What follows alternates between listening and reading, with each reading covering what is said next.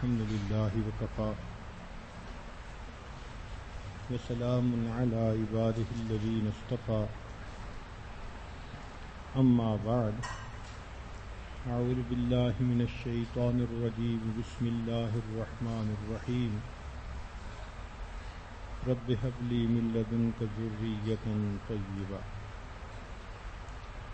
سبحان ربك رب العزة عما يصفون وسلام على المرسلين والحمد لله رب العالمين اللهم صل على سيدنا محمد وعلى آل سيدنا محمد وبارك وسلم اللهم صل على سيدنا محمد وعلى آل سيدنا محمد وبارك وسلم اللهم صل على سيدنا محمد وعلى آل سيدنا محمد وبارك وسلم.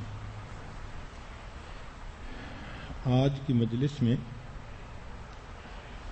اولاد کی تربیت کے 12 سنہری اصول بتائے جائیں گے. ان اصولوں کے لیے ایک بڑی ریکویزٹ بھی ہے. اس کی مثال یوں سمجھیں کہ اگر آپ کے پاس کوئی بیج ہے اور آپ چاہتی ہیں کہ اس کو زمین کے اندر بو دیں تو اس کے لیے موسم کا صحیح ہونا یہ ضروری ہے. اگر سخت سردی ہو یا سخت گرمی ہو تو ایسے میں اگر بیج بو بھی دیے جائیں تو وہ نہیں اگا کرتے. حالانکہ آپ نے پانی بھی دیا، ضروریات بھی پوری کیں، مگر موسم کے صحیح نہ ہونے کی وجہ سے وہ پودا اگ نہ سکا. اسی طرح بچے کی تربیت کرنے کے لیے گھر کے ماحول کا موافق ہونا یہ انتہائی ضروری ہے. اگر گھر کا ماحول موافق نہیں ہوگا تو آپ جتنی مرضی کوشش کر لیں بچے کی تربیت نہیں ہو سکتی. یہ گھر کا ماحول کیسے موافق ہو؟ اس میں سب سے پہلی بات ہے کہ ماں تربیت کرنے کے لیے تیار ہو اور ذہنی طور پر پرسکون ہو. اب ایک خاوند اپنی بیوی کو ہی ٹف ٹائم دیتا ہے، وہ پریشان رہتی ہے، روتی رہتی ہے، یا اگر تربیت کے لیے کوئی کوشش کرتی بھی ہے تو خاوند بچوں کے سامنے بیوی کو ہی ڈانٹ دیتا ہے. تو جب بچوں کے سامنے ماں ہی کی بے عزتی ہوگی تو بچے ماں کی بات کیا مانیں گے؟ تو یہ خاوند کی ذمہ داری ہے کہ بچوں کی نظر میں ماں کا ایک مقام بنائے، بچوں کو یہ محسوس ہو کہ یہ با اختیار ماں ہے، جو کہے گی وہ ہو جائے گا. اور اگر ماں کو ہی ڈانٹ پڑتی رہے بچوں کے سامنے تو بچے بھی اس ماں کا کہنا نہیں مانیں گے. تو سب سے پہلا کام کہ خاوند اپنی بیوی کو پوری سپورٹ دے، تائید دے، تاکہ بچوں کے ذہن میں یہ بات بیٹھے کہ امی جو کہہ رہی ہے ہمیں وہ بات ماننی ہے. اور دوسرا یہ کہ خاوند اپنی بیوی کو خوش رکھے. اگر بیوی کو ہی پریشان رکھے گا، وہ اپنے ہی مسائل میں الجھی رہے گی تو بچوں پہ کیا توجہ دے گی؟ آج کل اکثر بچوں کے بگڑنے کی وجہ ماں کی بے سکونی، چاہے ماں کو ساس نے بے سکون کیا ہو، خاوند نے بے سکون کیا ہو، یا کوئی اور وجہ ہو. بے سکون ماں اپنے بچوں کی تربیت پر توجہ نہیں دے سکتی. لہذا موافق ماحول بنانے کے لیے یہ شرط ہے کہ ماں پرسکون ہو، خوش ہو، اور اگر وہ کوئی بات کہے تو اس کو پیچھے سے سپورٹ ملے اپنے خاوند کی، گھر والوں کی. کئی مرتبہ ایسے ہوتا ہے کہ میاں بیوی کے اپنے ہی درمیان ڈفرینس آف اوپینین ہو جاتا ہے. ماں کچھ کہہ دیتی ہے، باپ کچھ کہہ دیتا ہے. تو ایسی صورتحال میں میاں بیوی کو چاہیے کہ وہ الگ بیٹھ کر آپس میں ڈسکس کر لیں اور کسی ایک نتیجے پر پہنچ کر پھر بچے سے بات کریں. بچوں کے سامنے جب دو اوپینین آئیں گی تو بچے کنفیوز ہو جائیں گے، نہ وہ باپ کی سنیں گے نہ وہ ماں کی سنیں گے. کئی جگہوں پر یہ دیکھا گیا کہ بچوں کے سامنے ہی میاں بیوی جھگڑا شروع کر دیتے ہیں. ایک تو یہ بڑی مصیبت ہے کہ شادی کے کئی سال تک یہی طے نہیں ہوتا کہ گھر میں بات کس کی مانی جائے گی. بیوی چاہتی ہے بس میری ہر بات مانی جائے، خامن چاہتا ہے میری ہر بات مانی جائے. تو اصول اس میں یہ ہے کہ میاں بیوی دونوں کو اللہ کی بات ماننی چاہیے. جب دونوں اللہ کی بات مانیں گے تو آپس میں اتفاق ہو جائے گا. اپنی اپنی منوائیں گے تو پھر یہ جھگڑا ساری عمر چلتا ہی رہے گا. تاہم دستور تو یہی ہے کہ گھر خامند کا ہوتا ہے اور اللہ تعالیٰ نے اسی کو گھر کا بڑا بنایا ہے، تو جیسے اس کی منشا ہو، مرضی ہو، بیوی اپنے بچوں کو اسی طرح تربیت دے. اگر کوئی معاملہ ہو تو اس کو بچوں سے ہٹ کر آپس میں بات کرنی چاہیے. تو خامند کی بھی ذمہ داری ہے، بیوی کی بھی ذمہ داری ہے. کئی جگہوں پر دیکھا گیا کہ خامند سمجھتے ہیں کہ تربیت تو بیوی کی ذمہ داری ہوتی ہے. بیوی کی ذمہ داری ہے، مگر بیوی کو سپورٹ کی ضرورت ہے، مدد کی ضرورت ہے. تو خامند کو چاہیے کہ وہ اس کو بیک اپ کرے. اور بیوی کی یہ ذمہ داری ہے کہ بچوں کی نظر میں باپ کی عظمت کو بٹھائے، ان کو سمجھائے کہ یہ تمہارے ابو ہیں. تو خامند بچوں کی نظر میں ماں کی عظمت بنائے اور بیوی بچوں کی نظر میں باپ کی عظمت کو پیدا کرے، تو پھر بچے ماں باپ دونوں کی باتوں کو مانیں گے. کئی جگہوں پر میاں بیوی دونوں اپنے بچوں کی اچھی تربیت کرنا چاہتے ہیں، گھر کا ماحول موافق نہیں ہوتا.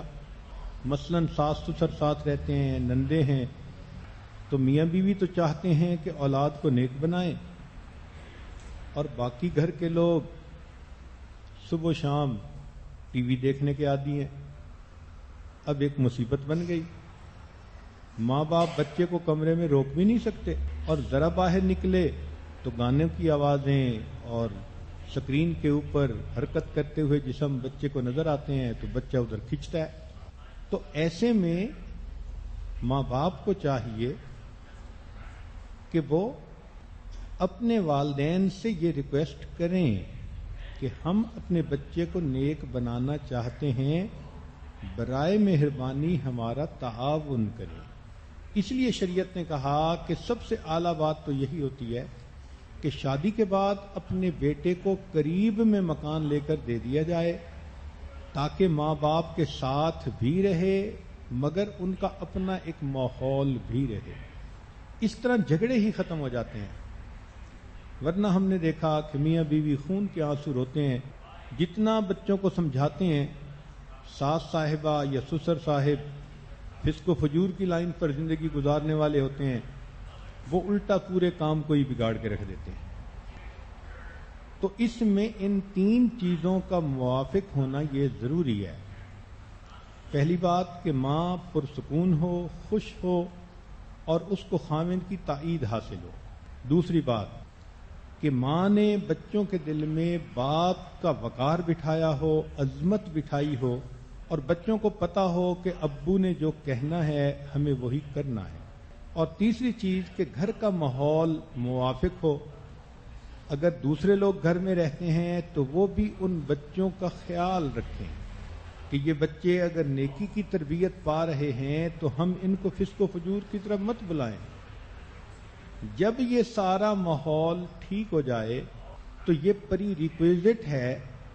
اب آپ یوں سمجھیے کہ بچے کی تربیت کرنی آسان ہو جائے گی. تو بچے کی تربیت کے 12 اصول، ان میں سے سب سے پہلا دعا کرنا. آدمی کی نظر عام طور پر اس طرف جاتی ہے کہ میں یہ کروں گی، میں یہ کروں گی. یہ ذہن میں رکھیں کہ انسان کاموں کے کرنے کے لیے جو اسباب بھی اختیار کرتا ہے، دعا ان سب میں سے بہترین سبب ہوتی ہے۔ اس لیے پہلا قدم یہ کہ ماں باپ اولاد کے لیے دعا کرے، اے اللہ ہمارے بچوں کو نیک بنا دے۔ نمازوں کے بعد دعا کریں، تہجد کے بعد دعا کریں، تلاوت قرآن مجید کے بعد دعا کریں۔ دعا کبھی رائے گاہ نہیں جاتی، اور ہم نے دیکھا ہے کہ ماں کی دعائیں بالآخر رنگ لایا کرتے ہیں۔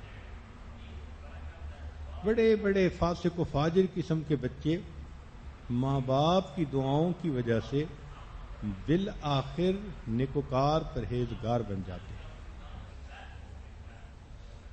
کئی خوش قسمت مائیں ایسی بھی ہوتی ہیں جو تہجد کے وقت اٹھ کر اللہ کے حضور دامن پھیلاتی ہیں اور بچوں کے لیے دعائیں کرتی ہیں۔ اس عاجز کو بچپن کی بات یاد ہے۔ یہ وہ عمر تھی کہ جب یہ عاجز اپنی والدہ کے ساتھ ایک بستر پہ سوتا تھا۔ 2 سال 3 سال کی عمر ہوگی، تو رات میں کئی مرتبہ آنکھ کھلتی تو یہ عاجز دیکھتا کہ والدہ بستر پہ نہیں، اٹھ کے بیٹھ جاتا۔ تو عموماً یہی دیکھتا کہ سرہانے کی طرف والدہ صاحبہ نے مصلی بچھایا ہوتا تھا، تو وہ اس کے اوپر تہجد کے نفل پڑھ رہی ہوتی تھی۔ ان کی عادت یہ تھی کہ نماز مکمل کرنے کے بعد وہ اونچی آواز سے جہر کے ساتھ دعا مانگتی تھیں، اور اپنی اولاد میں سے ہر بیٹے اور ہر بیٹی کا نام لے کے دعا مانگتی تھی۔ تو کئی مرتبہ ایسا ہوتا کہ یہ عاجز جب والدہ کو دعا مانگتے دیکھتا تو انتظار کرتا کہ اب میرا نام کب آئے گا۔ حالانکہ چھوٹا تھا، پتہ نہیں تھا کہ والدہ کون سی دعا مانگ رہی ہے اور کیا ہوتا ہے۔ یہ صرف اتنی سمجھ تھی کہ بڑے بھائیوں کے بہنوں کے نام لیے جا رہے ہیں، اب ایک وقت آئے گا کہ میرا بھی نام لیا جائے۔ اور جب والدہ آخر پہ اس عاجز کا نام لے کے دعائیں مانگتی تھیں تو پھر یہ عاجز آرام اطمینان سے سو جاتا تھا۔ آج احساس ہوتا ہے کہ شاید والدہ کی تہجد کی وہ دعائیں ہی ہیں جنہوں نے اس عاجز کی جہالت پر پردہ ڈالا ہوا ہے۔ تو ماں باپ کی دعائیں اولاد کو نیک بخت بنا دیتی ہیں۔ آپ نے حسن بصری رحمۃ اللہ علیہ کی شاگردہ کا واقعہ سنا ہوگا کہ وہ آپ کی مجالس میں آتی تھی، نیکوکار تھی، بیوہ ہو گئی، ایک ہی بیٹا تھا۔ وہ بچہ جب جوان ہوا اور اس کو باہر کی ہوا لگی تو وہ بگڑ گیا۔ اب ماں بیچاری تو گھر میں ہی دیکھ سکتی ہے نا، باہر کے معاملات کو تو ماں نہیں دیکھ سکتی۔ وہ بچے کو بڑا سمجھاتی، مگر بچے نے اس کی کان پہ جوں بھی نہ رینگتی۔ بڑی دعائیں کرواتی، حسن بصری رحمۃ اللہ علیہ کے پاس لے کر آتی، وہ بھی سمجھاتے، مگر بچہ تو برائی میں ایسے ملوث ہوا کہ وہ نیکی کی طرف آتا ہی نہیں تھا۔ حتیٰ کہ حسن بصری رحمۃ اللہ علیہ کے دل میں بھی بس مایوسی کی سی کیفیت ہو گئی۔ ایسا ہوا کہ کئی سال گزر گئے، اس کی صحت بھی خراب ہو گئی اور وہ بیمار ہو گیا۔ کوئی سیریس بیماری تھی، گھر آیا، بستر پہ لگ گیا۔ اس حال میں بھی اس کی ماں اس کے لیے ہدایت کی دعائیں کرتی اور اس کو سمجھاتی، حتیٰ کہ بچے کو ایسا محسوس ہوا کہ اس کی موت کا وقت قریب ہے۔ ماں نے اس کو پھر سمجھایا کہ بیٹے ابھی بھی تم نیکی کی نیت کر لو، نیک بن جاؤ، توبہ کرو گناہوں سے۔ تو بچے نے کہا کہ اچھا میں توبہ کرنا چاہتا ہوں، مجھے حسن بصری رحمۃ اللہ علیہ کے پاس لے کر جائیں، میں توبہ کروں۔ اس نے کہا بیٹے میں تو اٹھا کے نہیں لے جا سکتی، تم بڑے ہو، اچھا میں حضرت سے گزارش کرتی ہوں کہ وہ آئیں اور تمہیں توبہ کروائیں۔ وہ شاگردہ حسن بصری رحمۃ اللہ علیہ کے پاس آئی، حضرت میرا بیٹا توبہ کرنا چاہتا ہے، آپ تشریف لائیے، توبہ کروا دیجیے۔ حضرت اس وقت آرام کرنا چاہتے تھے، ظہر کے بعد کا وقت تھا، اور اس کے بعد انہوں نے درس قرآن دینا تھا، اور اگر آرام نہ کرتے تو درس قرآن نہ دے پاتے صحیح طرح۔ تو انہوں نے سمجھا اس بچے نے پہلے بھی کئی مرتبہ بات سنی اور نہیں مانی، اب بھی یہ اسی طرح میرا وقت ضائع کرے گا، تو انہوں نے کہہ دیا کہ بھئی آپ جائیں، میں اس بچے کے پیچھے اپنا وقت ضائع نہیں کر سکتا۔ ماں واپس آ گئی، اس نے بچے کو بتایا کہ تم نے ان کا اتنا دل دکھایا ہوا ہے کہ وہ کہتے ہیں کہ میں اس کے پیچھے اپنا وقت نہیں ضائع کر سکتا۔ بچے کے دل پہ چوٹ پڑی کہ میں اتنا برا ہوں کہ وقت کا ایک ولی میری خاطر چند منٹ بھی فارغ نہیں کرنا چاہتا۔ اب اس کی طرف اس کا دل اللہ کی طرف رجوع کیا اور اس نے اللہ سے دعا مانگی کہ اللہ تو ہی میری توبہ کو قبول فرما لے، میرے گناہوں کو معاف فرما دے۔ اور اس کے بعد اس نے اپنی والدہ سے کہا کہ امی اب میری موت کا وقت قریب ہے، جب میں مر جاؤں ایک تو مجھے گھر میں دفن کرنا کہ قبرستان میں دفن کرو گی تو قبرستان کے دوسرے مردوں کو میری وجہ سے تکلیف نہ پہنچے، اور دوسرا یہ کہ جب میں مر جاؤں تو میرے گلے میں اپنا دوپٹہ ڈال کے میری لاش کو گھسیٹنا، اس لیے کہ جب کتا مر جاتا ہے تو اس کی لاش کو گھسیٹا جاتا ہے۔ اس بچے کے یہ عاجزی بھرے الفاظ اللہ کے حضور پسند آ گئے۔ ابھی بچے نے کلمہ پڑھا تھا، آنکھیں بند ہوئی تھیں کہ دروازہ کھٹکھٹایا گیا۔ وہ عورت دروازے کے قریب آئی، پوچھا کون؟ جواب ملا حسن بصری۔ حضرت آپ کیسے تشریف لے آئے؟ فرمایا کہ میں سو گیا تھا، خواب میں مجھے اشارہ ہوا کہ حسن بصری تو میرا کیسا ولی ہے کہ میرے ایک ولی کا جنازہ پڑھنے سے انکار کرتا ہے، میں آپ کے بیٹے کا جنازہ پڑھنے کے لیے حاضر ہوں۔ یہ ماں کی دعا جنت کی ہوا ہوتی ہے، تو اس لیے ماؤں کو چاہیے کہ اپنے بچوں کے لیے دعا کرتی ہی رہیں، یہ پوری زندگی کا عمل ہوتا ہے۔ دعا میں دو باتیں ہوتی ہیں، ایک دعا تو یہ کریں کہ اللہ ان کا دل نیکی پر جما دے اور ان کو شر سے بچا دے، اور دوسری دعا یہ بھی کریں کہ اللہ بچوں کی تربیت کے بارے میں برموقع جو بات ہو وہ میرے دل میں ڈال دیجئے تاکہ میں صحیح فیصلہ کروں۔ ماں کو کئی مرتبہ ڈیسیژن میکنگ میں دشواری ہوتی ہے، بچے کو ہینڈل کرنے میں دشواری ہوتی ہے، اس لیے کہ ہر بچے کی الگ طبیعت ہوتی ہے۔ کچھ بچوں کی طبیعت میں تیزی ہوتی ہے، کچھ کی طبیعت میں دھیما پن ہوتا ہے، دونوں کو ہینڈل کرنے کا طریقہ ڈیفرنٹ ہے۔ پھر بیٹوں کے اندر ریبیلیسنس زیادہ ہوتی ہے، بچیاں سبمسو ہوتی ہیں، تو دونوں کو ہینڈل کرنے کا طریقہ ڈیفرنٹ ہوتا ہے۔ تو کس موقع پہ کیا کرنا ہے یہ تو اب اللہ تعالیٰ ہی دل میں ڈالے تو پھر ہی بات بن سکتی ہے، ورنہ کئی مرتبہ تو اپنی عقل سمجھ کام نہیں آتی۔ تو دعا میں ایک تو بچوں کی نیک بختی کی دعا مانگیں، اور دوسرا یہ دعا مانگیں کہ اللہ بچوں کے بارے میں جو بھی کوئی بات ہو میرے دل میں القاء فرما دیجئے تاکہ میں برموقع اچھا فیصلہ کر سکوں، بچوں کو صحیح طرح میں ہینڈل کر سکوں۔ چنانچہ یہ ماں باپ کی دعائیں اولاد کے لیے ذخیرہ ہوتی ہیں۔ کہتے ہیں کہ 3 نوجوان بچے تھے، تینوں کا نام عبداللہ تھا، اور تینوں نبی علیہ الصلوۃ والسلام کی خدمت میں رہتے تھے۔ نبی علیہ الصلوۃ والسلام تہجد کی نماز میں ان کا نام لے کر ان کے لیے دعائیں فرماتے تھے۔ نتیجہ یہ نکلا کہ عبداللہ ابن عباس لانو امام المفسرین بنے، عبداللہ ابن مسعود لانو امام الفقہاء بنے، اور عبداللہ ابن عمر لانو امام المحدثین بنے۔ تو اس لیے دعا سب اسباب میں سے بہترین سبب ہے، یہ رائے گاہ نہیں جاتی۔ آپ غور کریں، اہل طائف نے نبی علیہ الصلوۃ والسلام کا کتنا دل دکھایا تھا، اور نبی علیہ الصلوۃ والسلام نے بد دعا کی بجائے یہ کہا تھا کہ ہو سکتا ہے ان کی اولادوں میں سے کوئی ایسا ہو جو اللہ کا فرما بردار بندہ بن جائے، دین پہ آنے والا بن جائے۔ محبوب کے یہ الفاظ بھی پورے ہوئے کہ بنو ثقیف کا وہ قبیلہ جو طائف میں رہتا تھا، ان کی آنے والی نسلوں میں محمد بن قاسم ثقفی پیدا ہوئے، اور وہ یہاں پاکستان اور انڈیا میں آئے اور ان کی وجہ سے یہاں کے لوگوں کو ایمان نصیب ہوا. تو ہمیں جو ایمان ملا یہ ایک ایسے بندے کی وجہ سے کہ جس کے لیے اللہ کے حبیب کی دعا تھی. ایک مرتبہ نبی علیہ الصلوۃ والسلام کے پاس ام سلیم رضی اللہ تعالی عنہا اپنے بیٹے انس لانو کو لے کر آئیں.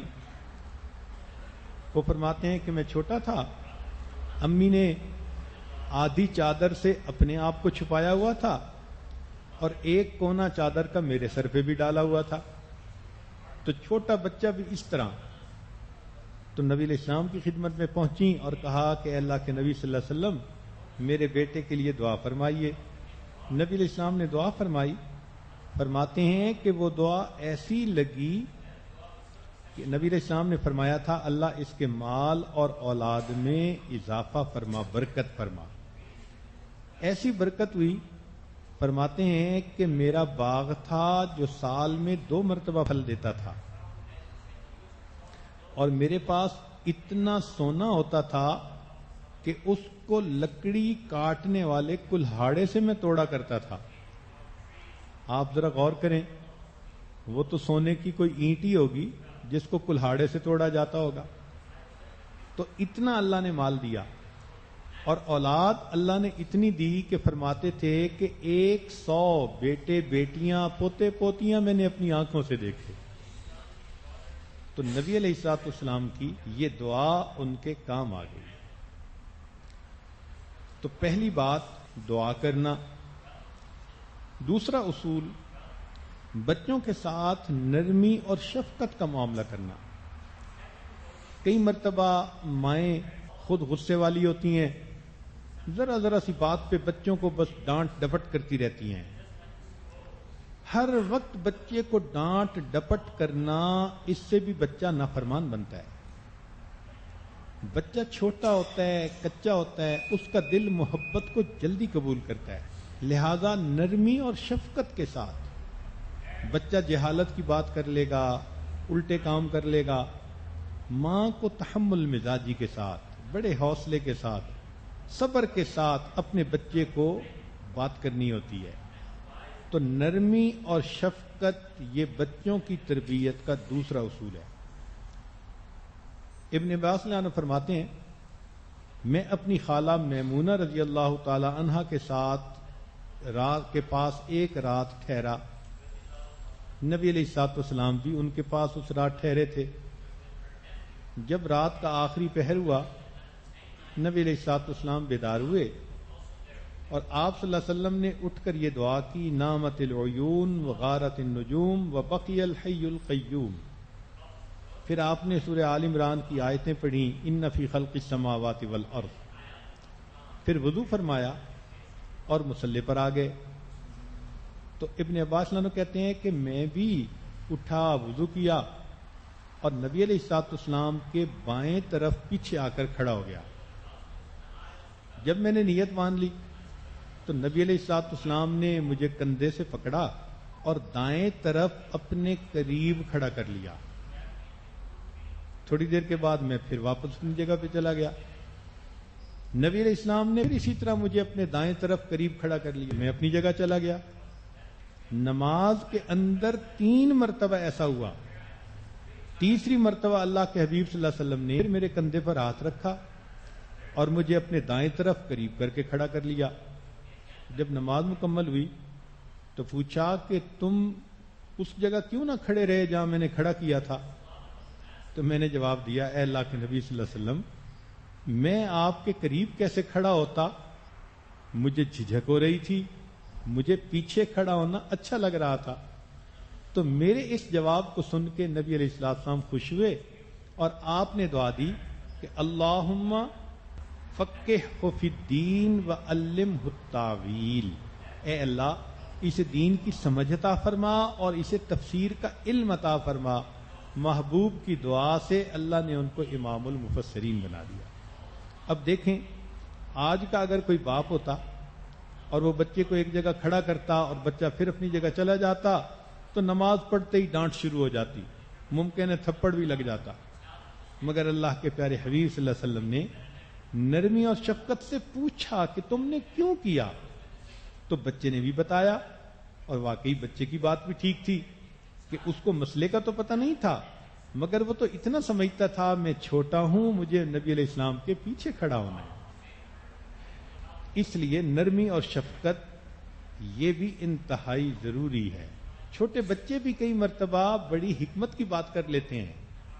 کہتے ہیں کہ امام اعظم ابو حنیفہ رحمۃ اللہ علیہ جا رہے تھے، بارش کا موسم تھا، تو ایک بچی سامنے سے آ رہی تھی، تو آپ نے اسے کہا کہ بچی ذرا دھیان کرنا، یہ پھسلنے والی جگہ ہے، پھسل نہ جانا۔ تو بچی نے کہا کہ حضرت میں پھسل گئی تو مجھے ہی نقصان ہوگا، آپ خیال رکھنا، آپ اگر پھسل گئے تو پھر قوم امت کا کیا بنے گا۔ تو حضرت فرماتے ہیں کہ اس بچی کی نصیحت نے مجھے جگا دیا تھا۔ عمر بن عبدالعزیز رحمۃ اللہ علیہ خلیفہ بنے، تو ایک علاقے کے لوگ ان کے پاس آئے، ان کا متکلم ایک چھوٹی عمر کا بچہ تھا، تو عمر بن عبدالعزیز رحمۃ اللہ نے کہا کہ کوئی بڑی عمر کا آدمی نہیں؟ تو اس بچے نے جواب دیا کہ حضرت ہدہد نے سلیمان علیہ السلام کے دربار میں بات کا جواب دیا تھا، میں ہدہد سے تو چھوٹا نہیں کہ میں آپ کے سامنے کسی بات کا جواب نہ دے سکوں۔ تو چھوٹے بچے بھی بڑی حکمت کی بات کرتے ہیں کئی مرتبہ۔ کہتے ہیں کہ امام مالک رحمۃ اللہ علیہ جب ان کا فتویٰ چلا کرتا تھا تو ان کے پاس ایک لڑکا آیا، ٹین ایجر تھا، اور اس نے آ کے مسئلہ پوچھا کہ حضرت یہ بتائیں کہ ایک آدمی پہ غسل فرض ہے اور باہر کہیں پانی نہیں، پانی صرف مسجد کے اندر ہے، تو وہ بندہ کیا کرے؟ تو امام مالک رحمۃ اللہ نے فتویٰ دیا کہ وضو کرے اور پھر مسجد میں داخل ہو۔ انہوں نے فرمایا کہ حضرت پانی کو سامنے نظر آ رہا ہے لیکن مسجد میں ہے، باہر نہیں ہے، اور یہ شخص جنبی ہے، غسل فرض ہے، یہ کیسے داخل ہو؟ تو امام مالک نے پھر کہا بھئی وہ غسل کرے اور پھر مسجد میں داخل ہو۔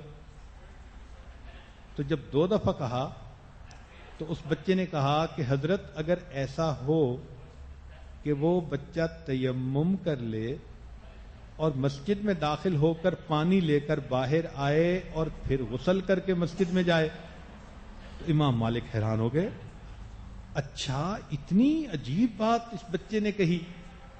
پوچھا کیا نام ہے؟ اس نے کہا محمد۔ کہاں رہتے ہو؟ انہوں نے کہا میں مدینہ میں۔ تو امام مالک رحمۃ اللہ علیہ خاموش ہو گئے۔ جب وہ بچہ چلا گیا تو امام مالک نے پوچھا یہ مدینہ میں کہاں رہتا ہے؟ تو لوگوں نے کہا کہ حضرت یہ امام ابو حنیفہ رحمۃ اللہ کا شاگرد امام محمد ہے، اور اس نے مدینہ کا لفظ ذو معنی استعمال کیا کہ میں شہر کا رہنے والا ہوں، دیہات کا رہنے والا نہیں ہوں۔ تو امام مالک حیران ہو گئے۔ حدیث مبارکہ میں ہے، بخاری شریف کی روایت ہے، اللہ تعالیٰ نرمی کو پسند کرتے ہیں، اللہ تعالیٰ نرمی کرنے والا ہے اور تمام کاموں میں نرمی کو پسند کرتا ہے۔ ایک حدیث مبارکہ میں ہے، ہر آسانی نرمی کرنے والے شخص پر جہنم کو حرام کر دیا جاتا ہے۔ طبرانی شریف کی ایک روایت ہے، توجہ فرمائیں، نبی علیہ السلام نے ارشاد فرمایا بے شک اللہ تعالیٰ نرمی کو پسند کرتا ہے اور اس سے راضی ہوتا ہے اور اس پر ایسی مدد کرتا ہے جو سختی پر نہیں کرتا۔ اب یہ بڑی اہم بات ہے کہ اللہ تعالیٰ نرمی پر وہ مدد فرماتا ہے جو مدد کے وہ سختی کے اوپر نہیں فرماتا۔ اس کا مطلب یہ ہوا کہ بچوں کے ساتھ پیار، محبت، شفقت کا سلوک کریں گے تو وہ جلدی تربیت پائیں گے، سختی کا سلوک ہر وقت کریں گے تو جلدی تربیت نہیں پائیں گے۔ محبت نرمی کی وجہ سے ہوتی ہے۔ بچے کو تو جو محبت کی بات کر دے بچے اسی کے ہو جاتے ہیں، تو ماں محبت شفقت دے گی تو بچے میں اپنائیت آئے گی، پھر وہ ماں کی بات بھی مانیں گے۔ تو پہلا اصول دعا کرنا، دوسرا اصول نرمی اور شفقت کا معاملہ کرنا، اور تیسرا اصول کے مناسب وقت پہ بات کرنا۔ آپ نے سنا ہوگا کہ بر موقع بات سونے کی ڈلیوں کی مانند ہوتی ہے، وقت پہ بات بندہ کر دے تو اس کا اثر زیادہ ہوتا ہے. Stitch in time saves 9. تو بچوں کو بے وقت اگر آپ کوئی بات کریں گی تو وہ نہیں سنیں گے. موقع کے مناسب بات کرنا. اچھا وہ مواقع کون کون سے ہیں سنیے. آپ نے تجربہ کیا ہوگا کہ بچے جب ماں باپ کے ساتھ سفر کرنے لگتے ہیں نا، راستے میں، کار کے اندر، گاڑی میں، اس وقت وہ بہت کوسچنز کرتے ہیں، اس لیے کہ بچوں کا اس وقت ریسیپشن کا موڈ ہوتا ہے. وہ بہترین موقع ہوتا ہے ان کو بات کرنے کا.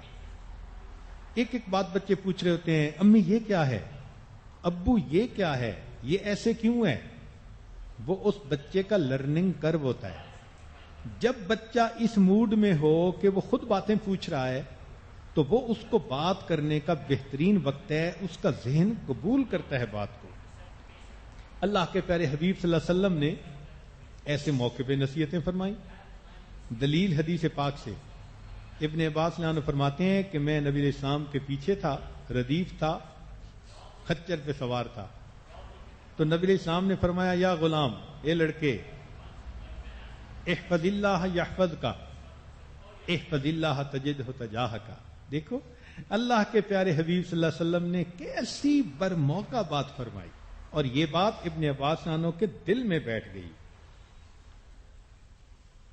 اسی طرح عبداللہ ابن جعفر عنہ فرماتے ہیں کہ میں نبی علیہ السلام کے ساتھ سواری پہ سوار جا رہا تھا تو نبی علیہ السلام نے بڑے رازدارانہ لہجے میں کہا کہ دیکھو، جب قضائے حاجت کے لیے جانا ہو تو جہاں کھجوروں کے درختوں کا جھنڈ ہوتا ہے، مجھے پردے کی وہ جگہ زیادہ پسند ہے. تو راستے میں سواری کے وقت بچے کو اگر کوئی بات کی جائے تو وہ اس کے دماغ پہ جلدی اثر کرتی ہے. دوسرا وقت رات کو سونے کا. آپ نے دیکھا ہوگا کہ سوتے وقت بچے اپنی ماں سے بات کرنا چاہتے ہیں، سننا چاہتے ہیں. تو کئی ماؤں کو دیکھا، کوئی مرغی کی کہانی سنا رہی ہوتی ہے، کوئی چھپکلی کی کہانی سنا رہی ہوتی ہے، یہ وقت کو ضائع کر رہی ہوتی ہیں. وہ بہترین وقت ہوتا ہے بچے کی تربیت کا. تو عورتوں کو چاہیے کہ وہ قصص النبیین پڑھیں، اولیاء کے واقعات پڑھیں، نبی علیہ الصلوۃ والسلام کی سیرت کا مطالعہ کریں، اور اس سونے کے وقت میں بچوں کو وہ واقعات سنائیں جو ان کے لیے تربیت کا سبب بن جائیں. ایک تیسرا وقت ہوتا ہے جب بچہ کھانا کھا رہا ہوتا ہے. اس وقت بھی بچہ بہت باتیں کرتا پوچھتا ہے. نبی علیہ الصلوۃ والسلام نے کھانے کے وقت بھی نصیحتیں فرمائیں. چنانچہ بخاری شریف کی روایت ہے کہ عمر بن ابی سلمہ رضی اللہ تعالی عنہ سے نبی علیہ الصلوۃ والسلام نے فرمایا، کل بیمینک وکل مما یلیک، کہ اپنے دائیں ہاتھ سے کھاؤ اور اپنے قریب سے کھاؤ. وہ کہتے ہیں کہ میں برتن میں کہیں کہیں جہاں سے جی چاہتا وہاں سے گوشت اٹھا اٹھا کے کھا رہا تھا. تو اللہ کے نبی صلی اللہ علیہ وسلم نے پیار سے نصیحت کی کہ دائیں ہاتھ سے کھاؤ اور اپنے قریب سے کھاؤ. تو یہ کھانے کا وقت بھی بچوں کو سمجھانے کا بہترین وقت ہوتا ہے. اور ایک اور چوتھا وقت ہے، وہ ہے بیماری کا وقت. جب کبھی بچے کی طبیعت خراب ہو تو بچے کا دل موم ہوتا ہے، وہ محبت چاہتا ہے. اگر اس وقت ماں اس سے بیٹھ کے پیار کی بات کر رہی ہو تو وہ بات کو جلدی مان لیتا ہے. تو اس وقت میں بھی نبی علیہ الصلوۃ والسلام نے بچوں کو نصیحت فرمائی. چنانچہ حدیث پاک میں ہے کہ ایک یہودی کا بیٹا تھا، نبی علیہ الصلوۃ والسلام کے پاس آتا، بیٹھتا، آپ کو بہت پسند کرتا تھا یہودی کا بیٹا. نبی علیہ الصلوۃ والسلام اس سے بس پیار محبت کا تعلق رکھتے، مگر آپ نے اس کو دعوت کبھی نہیں دی. ایک دن وہ بچہ بیمار ہو گیا تو اللہ کے نبی صلی اللہ علیہ وسلم کو پتہ چلا تو آپ نے فرمایا کہ اس بچے کی عیادت کرنے لیے چلیں. چنانچہ آپ صلی اللہ علیہ وسلم اس کے گھر تشریف لائے. یہودی باپ بڑا خوش ہوا کہ میرے بچے کی عیادت کے لیے آئے ہیں. نبی علیہ الصلوۃ والسلام نے مسکرا کر اس سے بات کی، پوچھا، بچہ بھی بڑا خوش ہو گیا. ایسے وقت میں اللہ کے نبی صلی اللہ علیہ وسلم نے جب دیکھا کہ اب اس کا دل متوجہ ہے تو فرمایا کہ اے بچے، میں تجھے اسلام قبول کرنے کی دعوت دیتا ہوں. جیسے نبی علیہ السلام نے فرمایا تو اس بچے نے اپنی باپ کی طرف دیکھا تو باپ کے دل پہ بھی اثر ہوا. وہ کہنے لگا کہ